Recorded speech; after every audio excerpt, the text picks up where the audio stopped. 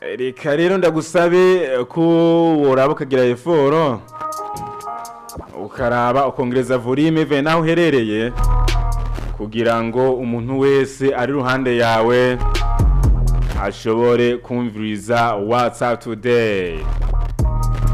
No munsi muri WhatsApp Today tuzaganira ku bintu bikomeye cyane canke se tuzaganira ku cigwa gikomeye kandi c'ingenzi mu buzima bw'umuntu.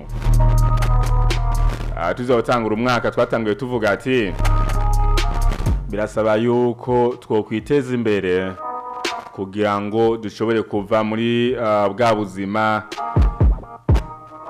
bwo kuzerinze. No munsi muri WhatsApp Today tuzaganira ku kintu gikomeye cyane ku cigwa nabateguriye icigwa kivuga nk'imbaraga zo kwifatana urugendo canke se urugendo rwa wenyene. Rusiguye iki kwifatana urugendo canke se gufata urugendo rwa wenyene mwabona ubuzima? Na cyane cyane yuko burya turakeneye yuko ubuzima tufata ingingo twebwe nk'ubwacu canke se twebwe ubwacu kwifatira ingingo. Namana bibabwiye yuko rimwe na rimwe turakwiye kwifatira ingingo nubwo zoba zikomeye ariko zikaba ari ingingo zigira akamaro mu buzima bwacu. Reka ncenza ndakubwira yuko rero imbere yuko uza gutangura kino cigwa hari agakuru gatonya kamara umwanya mutonya cyane shaka kugira ngo tubanze dutangurane kugira ngo aze kudufasha gutahura icigwa cy'umunsi. Umunsi umwe habaye umwana w'umuhungu yari afise abagenzi benshi kandi cyane. Novuga yuko mu nshuti ziwe yari ashaka kumenya mbega ni yihe nshuti ya nyayo yo kubana nayo canke se ninde mugenzi w'ukuri wo kugendana nawe. Buri munsi uko yagira ikibazo inshuti ziwe ntabwo zamuserukako, izindi zikamuserukako, ariko yifuza kumenya kuzicangura, kuzirobanura.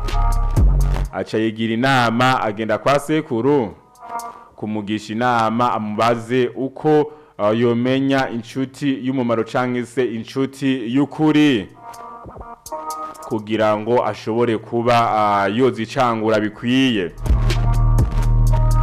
Sekuru akimara kumubwira ati ndashaka unsigure mbega ni gute nomenya inshuti y'ukuri mu nshuti zanje zose tugendana. Sekuru yamubwiye ikintu gikomeye cyane nanje shaka yuko no munsi uza gukuramwo icigwa nawe uri kurankurikirana.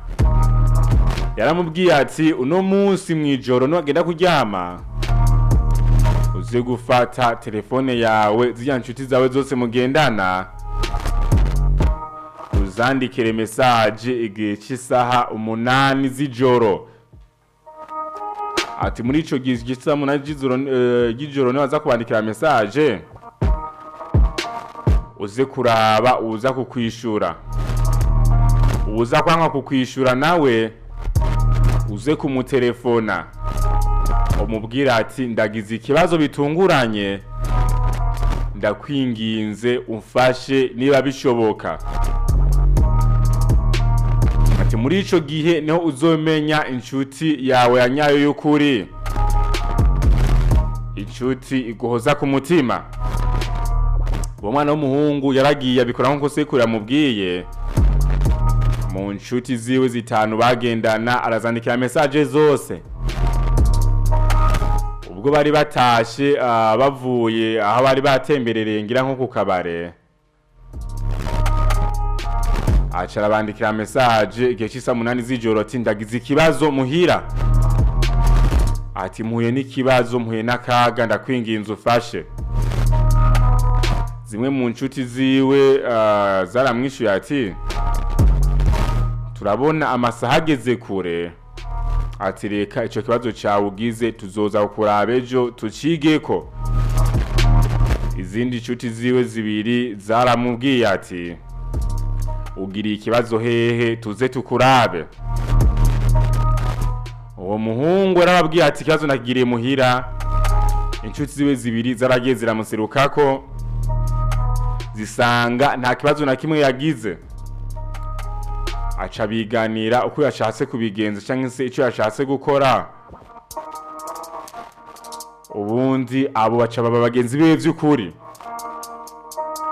Rero mwabona ubuzima cyese mwabona urugendo rw'ubuzima na twebwe dufata, hari igihe rimwe na rimwe tubwiza gufata urugendo rwa twebwe ubwacu, tutitaye ku nshuti cyangwa se abagenzi turi kumwe nabo.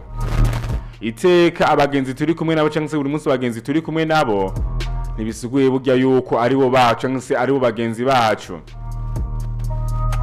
Hari igihe rimwe na rimwe abantu tukunda kubitahura cyane kino kintu cyangwa se dukunda kukirengagiza bivanye n'ikintu amibiki kigo bwacu duha agaciro. Burya abagenzi cyangwa se inshuti ugendana nazo nka kano kanya, impamvu ubona udatera imbere si kubera zo, ahubwo ahanini burya nikosa ry'amahitamo yo wakoze, kubera yuko waranse gufata risk cyangwa se waranse gufata ingingo yo gufata urugendo rwa wenyene. Abantu benshi twanka gufata risk yo gufata urugendo rwa twenyene, bigatuma duca dufata urugendo rw'ikivunga. Kandi iyo ufashe urugendo mu kivunga cyangwa se ugendeye mu kivunga mu gakuku hamwe n'abandi, ntiwigera umenya niki ushaka, ntiwigera umenya intumbero y'ico ukeneye. Kandi niba rafashe ingingo yo gufata urugendo rwa wenyene ukabona uri mu nzira ya wenyene, ntibinavuze yuko wazimiye, ahubwo nuko umuhamagaro wawe uratandukanye n'uwo abandi bagize cyangwa se ufise umuhamagaro utandukanye n'uwo abandi. Niyo mpamvu ufashe urugendo rwa wenyene. Bino bintu bakwiye kwitahura yuko mwabona ubuzima turakwiye gukura mu mutwe ikintu cyuko hazobaho umuntu azoduhekenyera tukamira. Ubwiza gufata urugendo rwa wenyene nubwo uzohuriramo n'amahwa n'ibisitaza bitandukanye, urakwiye kumenya yuko ukwiye gufata urugendo rwa wenyene, ukwiye kwifatira ingingo ya wenyene. Kandi urakwiye kumenya yuko mwabona ubuzima kugira ku butsinzi sukunyaruka, kugira ku butsinzi sukwihuta cyane. Turakwiye gutahura yuko umushoferi mwiza sujya atwara imodoka anyarutsa, sujya yirukanka mu ibarabara, ahubwo umushoferi mwiza nuugera y'amahoro, umushoferi mwiza nuheza urugendo rwiwe amahoro agashika amahoro. Uwo niwe mushoferi mwiza cyane kurusha ujya mushoferi yiruka mu ibarabara. Burya ugiye kuraba ujya mushoferi yirukanka mu ibarabara arafite amahigwe ibice 80% vyuko ashobora kugira impanuka cyangwa se akagira accident, akaba yonagira ku iherezo ry'ubuzima bwiwe. Ariko ujya agenda buke buke, nubwo yogira accident cyangwa se nubwo yogira impanuka, sico kimwe nujya yagiye yiruka. No mwabona ubuzima rero nshaka kukumvisha yuko kugera ku butsinzi sukunyaruka, ahubwo ntugenda buke buke kagenda maybe ugira ikigwa kuri buri kintu kimwe cyose uhuye naco, nivyo bishobora kuba byo gufasha mbese no kugera ku butsinzi wifuza. Buri munsi ndakunda kubabwira yuko iyo ufashe ingingo cyangwa ugafata risk yuko ufata urugendo rwa wenyene, hariho vyinshi wigomwa, hariho vyinshi ubwirizwa kureka, hariho vyinshi ubwirizwa gufata ukabireka ukabisiga inyuma kugira ngo ushobore kugera ku vyo wifuza. Abantu muri twebwe, bamwe muri twebwe twanka gufata ingingo yo kurekura ikintu bivanye nuko twagifashe tukakigira umwami muri twebwe, tukumva yuko umenga ico kintu tutagifise nitwobaho. Mugabo ndakubwiza ukuri, niba ushaka gucika umurovyi, niba ushaka gucika umurovyi akomeye, ntugenda kuba mu butayu.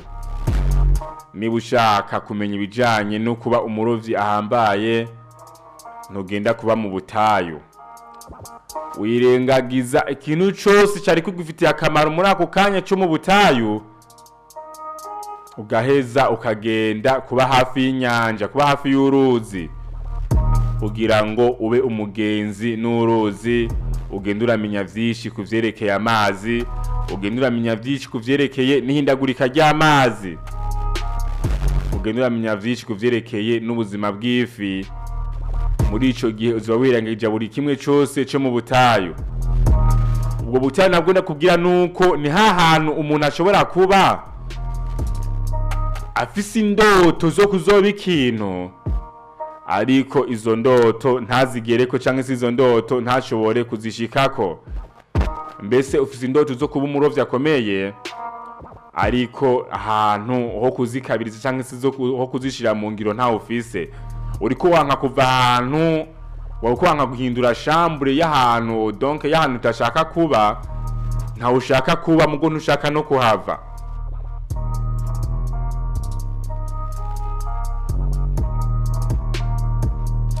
Ndabwira yuko buri munsi burya niba uhorana ibibazo, wamana ibibazo ni uba wavyiteye, wamana ibigeragezo ni uba wavyiteye, kubera yuko uriko urangufata urugendo rwa wenyine, uriko wanka gufata risk, uriko wanka gufata risk yo gutangura ngo ushobora ku byo we wifuza. Burya nakubwiye yuko mwabona ubuzima hari kintu abantu tutakunda gutahura. Burya ubuzima butangura ari ivyiyumviro. Ubuzima bwiza, ubuzima bwose ushaka kugerako ni bakunda gukoresha ijambo ry'indoto.